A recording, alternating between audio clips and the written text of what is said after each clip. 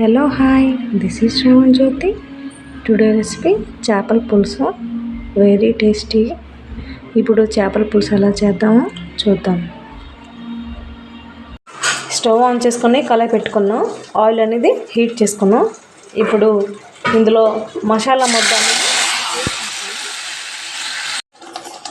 ఈ మసాలాకి నేను ఏటేట్ వేసానంటే onions, tomato, జీలకర్ర, ధనియాలు, ఆవాలు అన్నీ వేసి గ్రైండ్ చేసిన పేస్ట్ అండి ఇది. ఇందులో కారం యాడ్ చేస్తున్నాను, 2 స్పూన్స్ లాగా యాడ్ చేశాను. పసుపు, గరం మసాలా, సాల్ట్.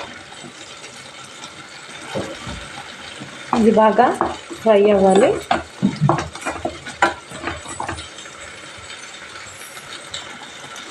ఇందులోనే పచ్చిమిరపకాయలు, కరివేపాకు వేసుకున్నాం. బాగా కలుపుదాం. ఫ్రై అవ్వాలి బాగా.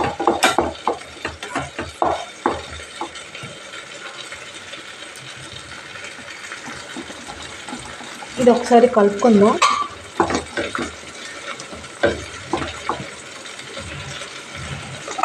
మూత పెట్టి 5 మినిట్స్ ఉంచుదాం, మసాలా ముద్ద ఫ్రై అయ్యిందాక. ఇప్పుడు మూత తీసుకొని చూద్దాము ఎంతవరకు ఫ్రై అయిందో. ఆల్మోస్ట్ ఫ్రై అవునట్టే. దీంట్లో కొంచెం మెంతులు అనేది యాడ్ చేస్తున్నాను. ఇందులో చిటికెడు సాల్ట్,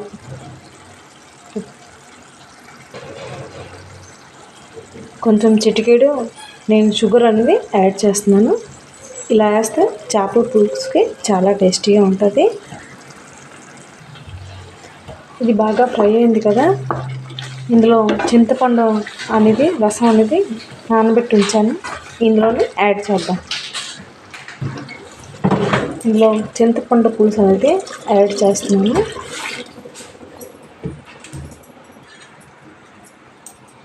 కొంచెం బాగా మిక్స్ చేసుకొని మూత పెట్టుకొని ఒక 5 మినిట్స్ మరిగిద్దాం.